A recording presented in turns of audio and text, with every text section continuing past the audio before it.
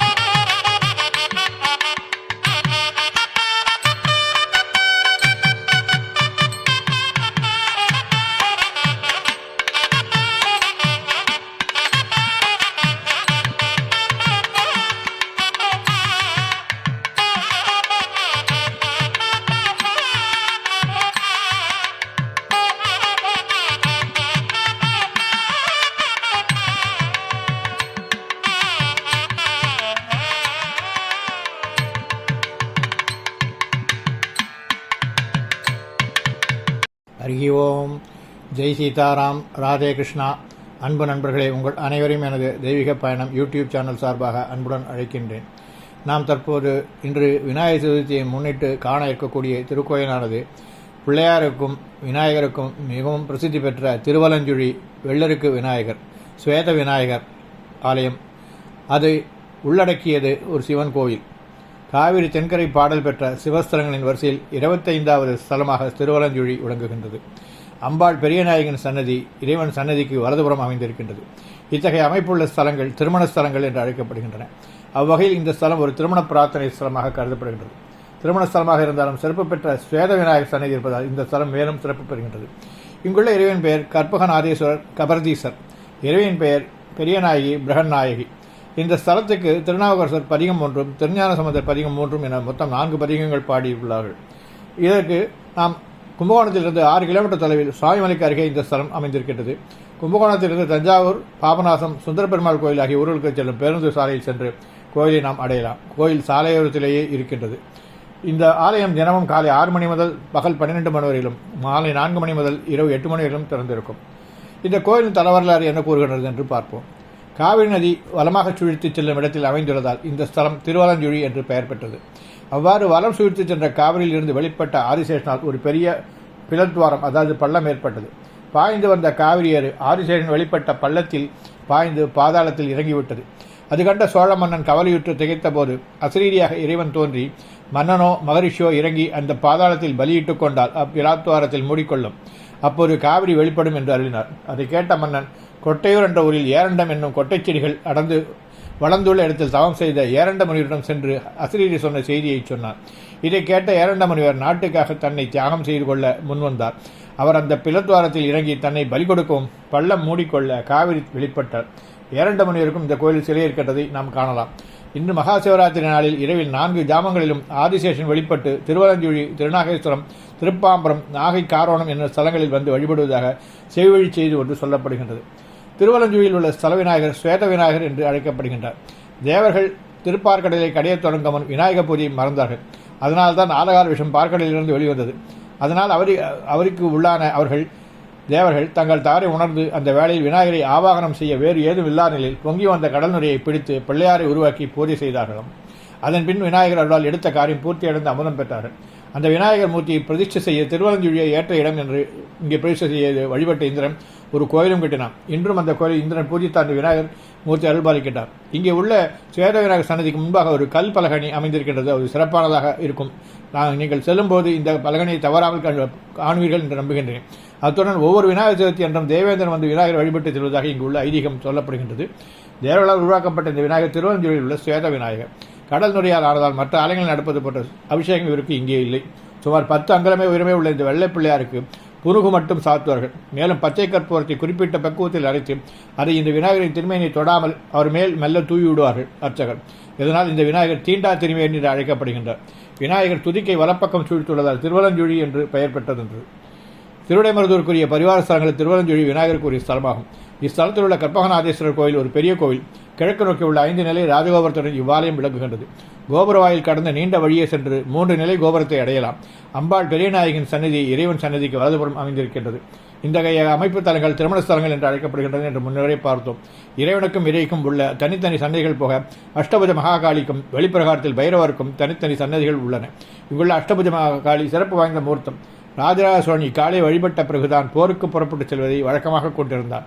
வெற்றிகள் பல பெற்றான் என்பது குறிப்பிடத்தக்கது. இங்குள்ள பைரவமூர்த்தி மிகவும் உக்ரம் வாய்ந்தவராக விளங்கியவர். அதை தணிப்பதற்காக சிறிது பின்னப்படுத்தப்பட்டதாக சொல்லப்படுகிறது. சனீஸ்வரனுக்கும் இவ்வாலயத்தில் தனிச்சன்னதி இருக்கின்றது. இந்த ஸ்தலம் ஒரு திருப்புகழ் ஸ்தலம். இங்கு உள்பிரகாரத்தில் உள்ள முருகப்பெருமான் 6 திருமுகங்களுடன் 12 கரங்களுடன் கொண்டு மயில் மீது அமர்ந்து கிழக்கு நோக்கி எழுந்தொழியிருக்கின்றார். தேவியரும் அருகில் இருக்கின்றார்கள். திருப்புகழில் இஸ்தலம் முருகன் மீது ஒரு பாடல் இருக்கின்றது. கடல் நிறையால் செய்யப்பட்டு இதனால் பிரதிஷ்டை செய்யப்பட்ட மூர்த்தியை சுவேத விநாயகர் என்ற வெள்ளை பிள்ளையாரே ஆவார்.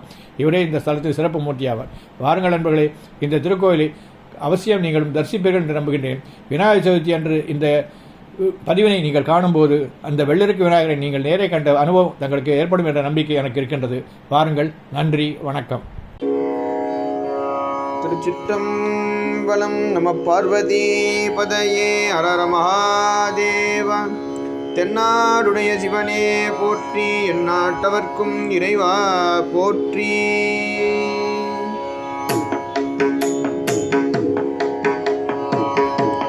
என்ன புண்ணியம் செய்தனை நெஞ்சமே இருள் கடல் வையத்து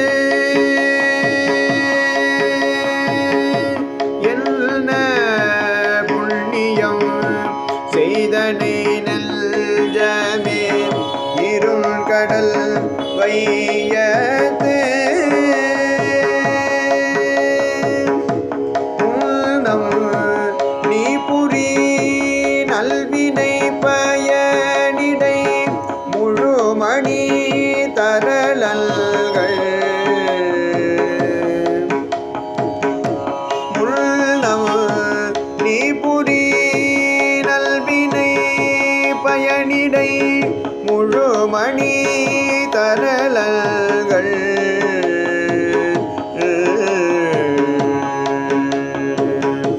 மல்லே காவிரி சூழ் திருவலஞ்சுழி வாணனை வாயார மல்லே காவிரி சூழ் திருவலஞ்சுழி வாணனை வாயார பல்நீ ஆதரித்து ஏத்தியும் பாடியும் வழிபடும் அதனாலே பல்நீ ஆதரித்து ஏத்தியும் பாடியும் வழிபடும் அதனாலே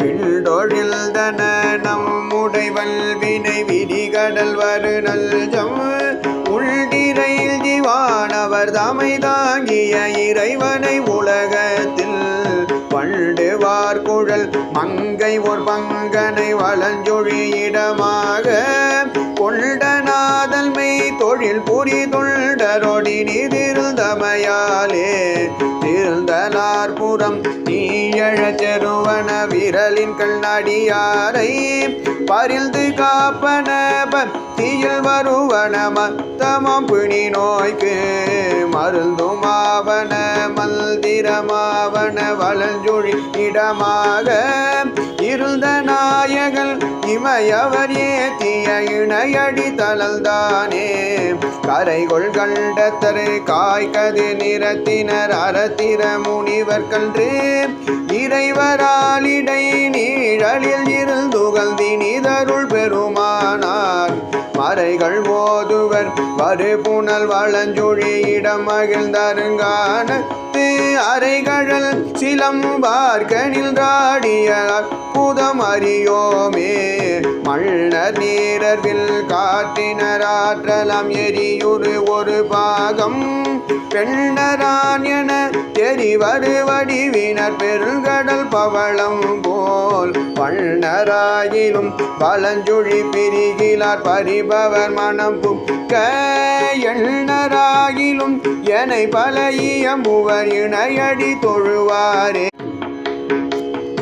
ஒருவராளுவமிப்பதை அறியதொன்மேனியர் மடமாதரு இருவராதரி பார்பலபூதமும் பேய்களும் அடையாளம் அருவராததோர் வெண்தலை கைப்பிடி தகம் தோறும் பலிக்கெல்றே வருவரேலவர் வளஞ்சுழியடிகளே வரிவளை கவல்தாரே புல்தியோர் குட மூக்கிடம் வலம்புறம் குளவியனை தானம் எல்டி ஊர்களில் லோம் என்றும் இயம்புவர் இமையவர் பணி கேட்பார் அல்தியோர் தமக்குள்ளன அருகிலும் வளஞ்சொழி அரணார் பால் செல்ற ஊர்தனில் தலைப்படலாம் என்று சேயிழை தளர்வாமே குயிலின் நேர்மொழி கொடியிடை வெறு உற குளவரை பரப்பாய கையிலையை பிடி